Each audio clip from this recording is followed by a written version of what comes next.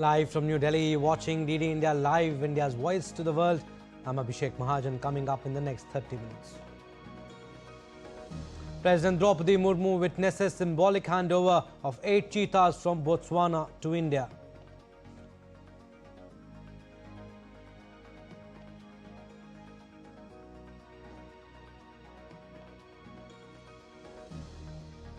Suspicious vehicle linked to Delhi car blast case found at Faridabad's Al Falah University. NAAC issues show cause notice to the varsity for displaying false accreditation on its website. US President Donald Trump signs bill ending longest government shutdown in history, restoring federal pay and essential services.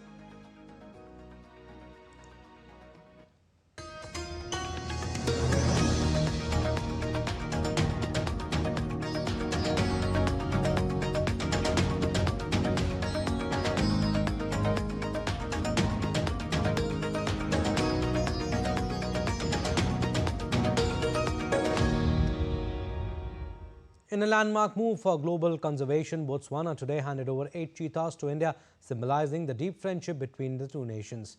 President Draupadi Murmu and Botswana's President Duma Boko witnessed the ceremony at Mokolodi Nature Reserve near Gaborone. The cheetahs are now in quarantine ahead of their transfer to India under Project Cheetah, aimed at restoring the species after its 1952 extinction. With 26 cheetahs already thriving at Kuno, Botswana's donation marks a major boost to India's wildlife revival efforts.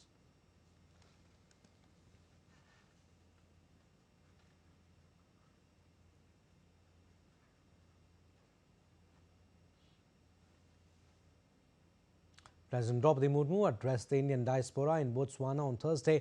The president expressed grief over the Delhi car blast that took place on Monday.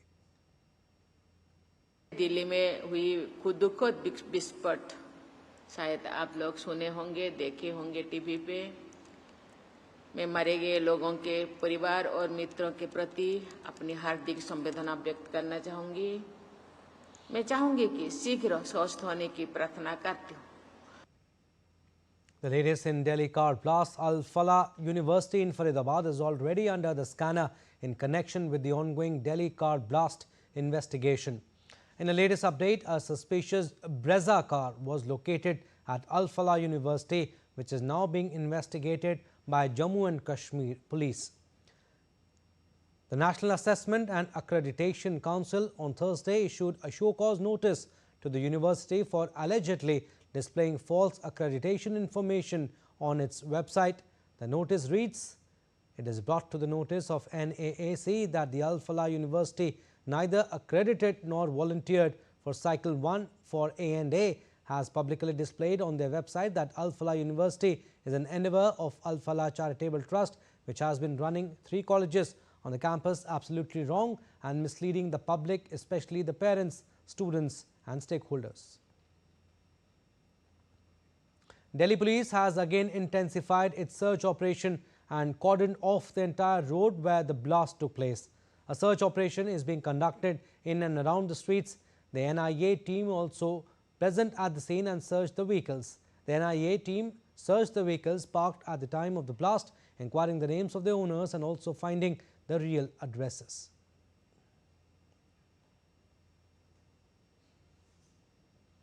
Shifting focus now, US Secretary of State Marco Rubio has strongly condemned the Delhi bomb blast, describing it as a clear act of terrorism and expressing solidarity with India. Following his meeting with External Affairs Minister Dr. Ajay Shankar on the sidelines of the G7 Foreign Ministers meeting in Canada, Rubio praised India's handling of Delhi car blast investigation, describing it as measured and professional. Rubio added that while the United States had offered assistance, Indian authorities were managing the probe efficiently and independently.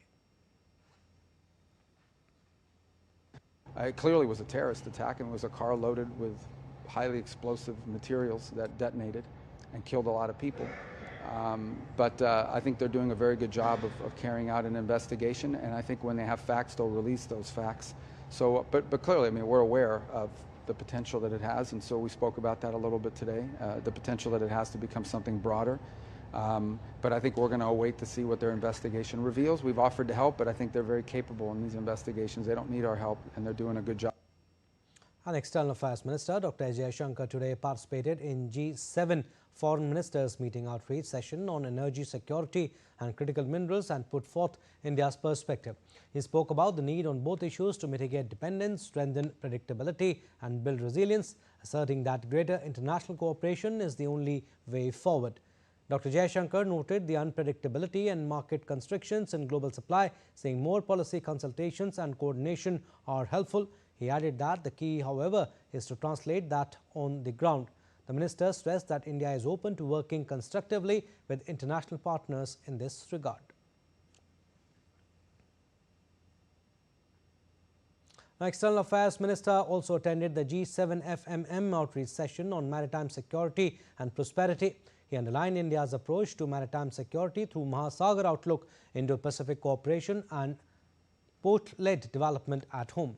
In his remarks shared on X, he highlighted the imperative of trusted and diversified maritime links and India's efforts in upgrading its shipping infrastructure and developing resilient corridors. Dr. Jaishankar further highlighted the need for better coordination in protecting critical maritime and undersea infrastructure, maritime threats and economic crimes including piracy, smuggling and IUU fishing merit deeper international collaboration. He mentioned India's emergence as a first responder in the maritime domain and the endeavour to deepen HADR partnerships in Indo-Pacific through joint exercises and logistics agreements, and the importance of maritime trade to national and international prosperity in a globalizing world. He noted the central role of resilient ports and secure waterways in securing our collective agenda and highlighted that UN clause must be upheld.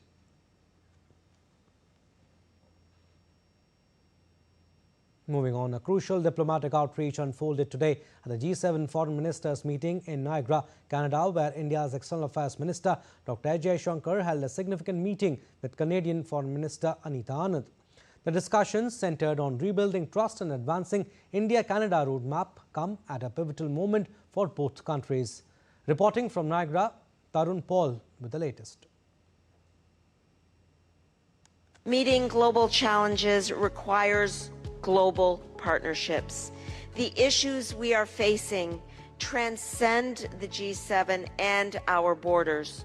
And this is why it is absolutely vital that we have diverse geographic representation around the table. So let's get started. Thank you. Merci. The majestic Niagara region of Ontario set the stage of high-stakes diplomatic gathering as Canada hosted the G7 Foreign Minister meeting. India was invited as an outreach partner, a clear recognition of its growing global influence and commitment to lending a voice to the global south. External Affairs Minister Dr. S. Jaishankar agenda was packed.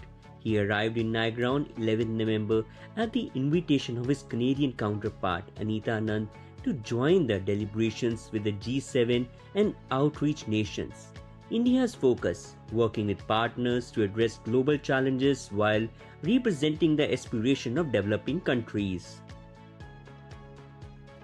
On the sidelines of the summit, Jaishankar met Canadian Foreign Minister Anita Anand for their third meeting this year. The two ministers reviewed progress under the Canada-India Joint Roadmap, a framework aimed at deepening cooperation in energy, trade and people-to-people ties. They also discussed the ongoing law enforcement dialogue between the two countries. Anand offered heartfelt condolences for those killed in recent blast in New Delhi and reiterated that Canada stands with the people of India during this tragic time. Both sides agreed to keep up the momentum and continue implementing the roadmap. In a social media post after the meeting, Jaishankar congratulated his host on successfully organizing the summit and expressed satisfaction at the roadmap's progress, adding that he looked forward to further rebuilding the bilateral partnership. Canada's foreign minister echoes those sentiments, noting that India, now world's fourth largest economy, has been a key partner for more than 75 years. Jaishankar's diplomacy went beyond Canada. He held a series of bilateral meetings with ministers from South Africa, Mexico, Germany, France and Brazil, and the Premier of Saskatchewan, exploring cooperation in trade, health, food security, clean energy and technology. These engagements underscore of India's determination to build partnerships across the world and to ensure that voices from the global south are heard. From Niagara, this is Tarun Paul from DD India. And Prime Minister Narendra Modi on Thursday applauded the Cabinet's approval of the export promotion mission, saying it will help ensure that Made in India resonates even louder in the world market. Prime Minister Modi, in a post on X, said, and I quote him here, "Ensuring Made in India resonates even louder in the world market, the Union Cabinet approved the export promotion mission, which will improve export competitiveness, help MSMEs, first-time exporters and sectors that are labour-intensive. It brings together key stakeholders to build a mechanism that is outcome-based and effective. The credit guarantee scheme for exporters, which has been approved by the Cabinet, will boost global competitiveness, ensure smooth business operations and help realize our dream of an Atmanirbhar Bharat." Unquote.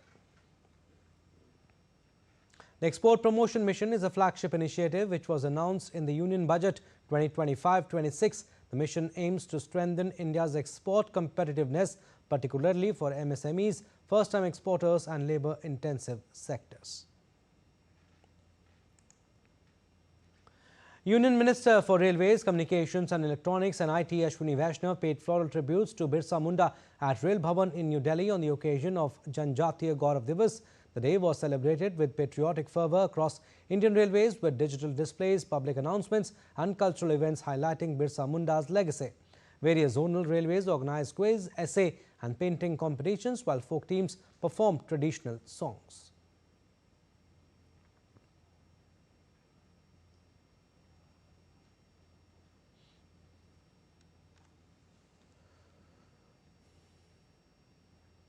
Niti Aayog Vice Chairman Suman Beri, while addressing the Energy Security Conference in New Delhi on Thursday, said that India should not become the victim of high-cost energy on its journey towards Viksit Bharat. He also called for looking into the industrial structure of the hydrocarbon sector and enhancing the private sector role in overall energy security. We need to stress to the rest of the world the audaciousness and boldness of the challenge that India under the leadership of Prime Minister Modi has taken on, because these are at the end of the day new untested technologies at scale in many ways. I'm talking about solar, wind, etc. Everybody else has developed without care for the environment. We are trying to be prudent custodians of the environment. But as was said, it is our national self-interest that has to dedicate our, determine our energy policies. Now, polling in Bihar Assembly elections has concluded with a historic highest ever voter turnout of 66.91%. Polling for all 243 Assembly constituencies in Bihar was held in two phases on 6th and 11th November. The counting of votes for over 2,600 candidates will take place on 14th November, that is tomorrow. The elections witnessed record voter turnout since 1951 with around 67% participation across both phases, which is about 10% higher than in 2020. The first phase registered over 65% polling, while the second phase recorded around 69% voting. Bihar recorded its highest ever female voter turnout at 71.6%, while male voter turnout was 62.8%. Time now for a very short break, but still to come on this edition of DD India Live. France marks 10 years since Paris terror attacks that had left 130 dead and more than 400 wounded.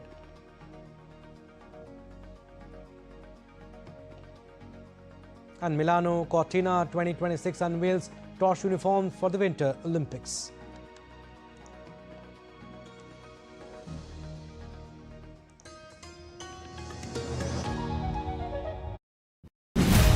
The big battle for Bihar. Who will cross the magical figure of 122? Will the NDA manage to hold, or will the Mahagathbandhan make a mark? What did Bihar vote for in 2025? Who will be the next Chief Minister? For these and a lot more, tune in to DD India on Friday, 7 a.m. onwards. The big battle of Bihar.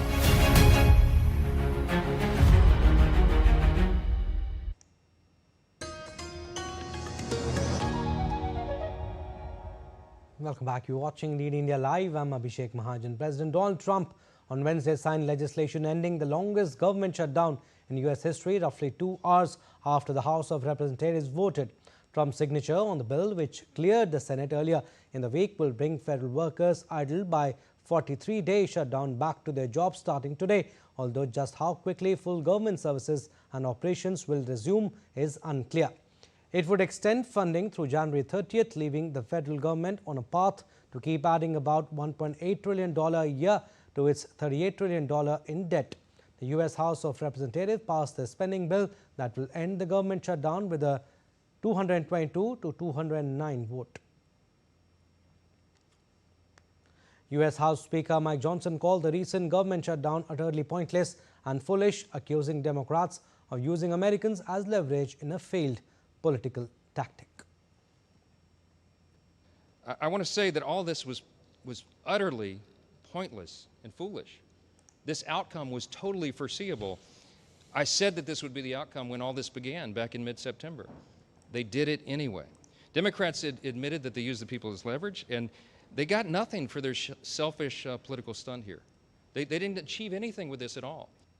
Now, House Democrats on Wednesday released emails that they said raised new questions about President Donald Trump's ties to Jeffrey Epstein and how much he knew about his abuse of underage girls, while the swearing in of a new Democrat kicked off a new fight in Congress over further disclosures.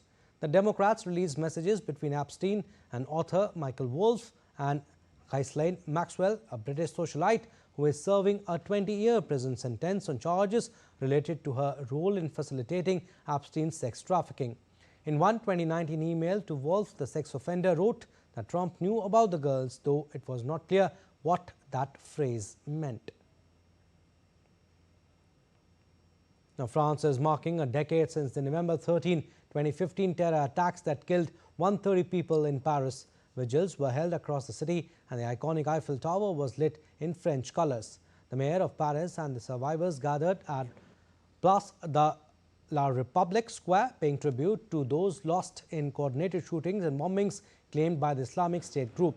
President Emmanuel Macron is set to visit all attack sites before a memorial ceremony highlighting France's unity in the face of horror.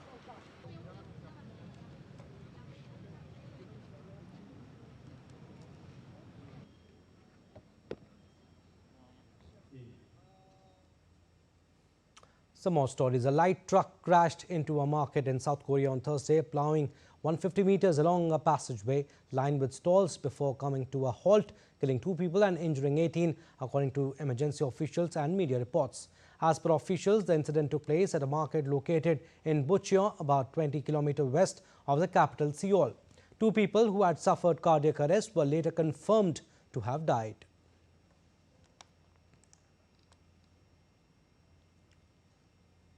Bangladesh's International Crimes Tribunal on Thursday announced it would deliver the verdict against ousted Prime Minister Sheikh Hasina and 2 of her former top aides on Monday, November 17. The date was set by a 3-member judicial panel of Tribunal 1. They said the verdict pertains to alleged crimes committed during the July mass uprising last year, which led to widespread violence and political unrest prior to the fall of Awami League government in August. Alongside Sheikh Hasina, former Home Minister Asaduzaman Khan Kamal and former Inspector General of Police Chaudhry Abdullah Al Mamun were also charged. Al Mamun later became an approver in the case. The tribunal had concluded trial proceedings on October 23rd. Well, let's now take a look at other stories making news around the world. Victoria has become the first Australian state to sign a treaty with Indigenous people, marking a historic step towards reconciliation. The agreement, effective December 12, offers a formal apology and creates a permanent advisory body to guide government decisions affecting First Nations communities. German car maker Audi has unveiled its first Formula One car, set to debut in 2026 with the titanium carbon black and Audi red color scheme. CEO Gernot Dollner called it a journey of progress as the team prepares for his first F1 race in Melbourne next March.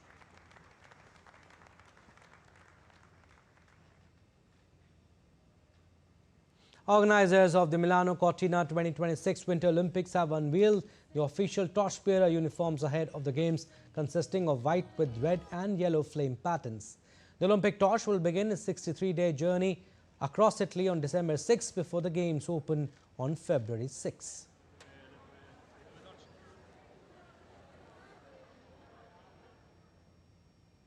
Business updates now. In a bid to crack down on billions of cheap Chinese imports, the European Union has called for a block-wide handling fee on small packages ordered online from platforms such as Shein, Temu and Alibaba. The fees to be imposed by early 2026, 2 years earlier than scheduled. Currently, there is no levy on packages worth less than $174. The bloc is expected to agree during Thursday's talks to scrap the duty exemption to protect domestic retailers from unfair competition.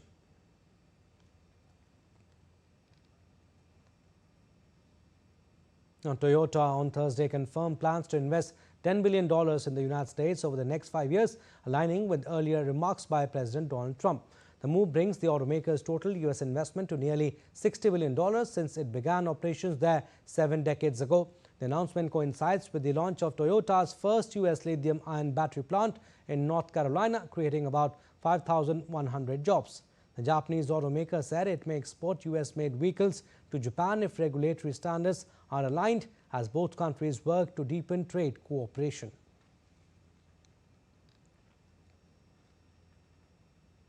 In sports updates now, organizers unveiled the schedule for 2028 Los Angeles Olympic Games with spotlight on women's 100 meters competitions and a Super Saturday session.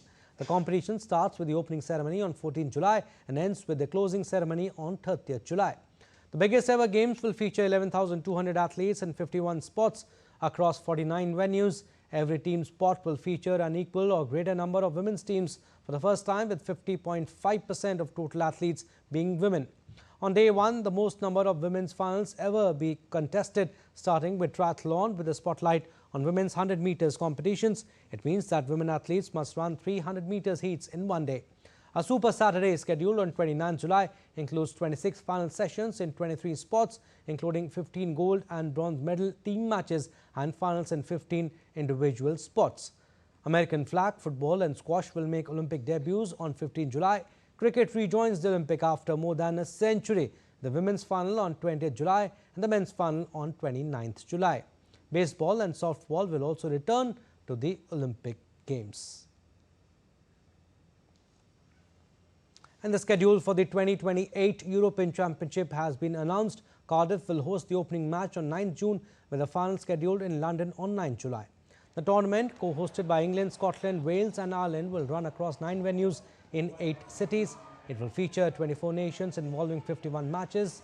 Belfast has been chosen to host Euro 2028 qualifying draw on 6 December next year.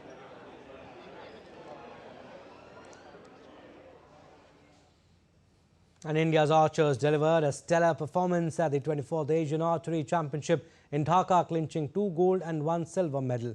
The compound women's team, comprising Deepshikha, Jyoti Surekha Venom and Prithika Pradeep, claimed gold in a thrilling final against South Korea. Meanwhile, Abhishek Verma and Deepshikha teamed up to win gold in compound mixed team event, overcoming Bangladesh in a closely contested final. Their precise shooting and strong coordination ensured India's second gold of the day. In another strong performance, the compound men's team of Abhishek Verma, Sahil Jadhav and Prathamesh Vuge earned silver, narrowly losing to Kazakhstan in the finals. Well, that's all we have in this edition of DD India Live, but do let us know your thoughts on the news of the day. For those on the go, you can get all the latest news and updates from India and across the world on DD India mobile app. The app is available on both Android and iOS platforms. Scan the QR code on the screen to download now. And we'll be back with more news as it breaks here on DD India. I'm Abhishek Mahajan from all of us here in Delhi. Thanks for watching DD India Live.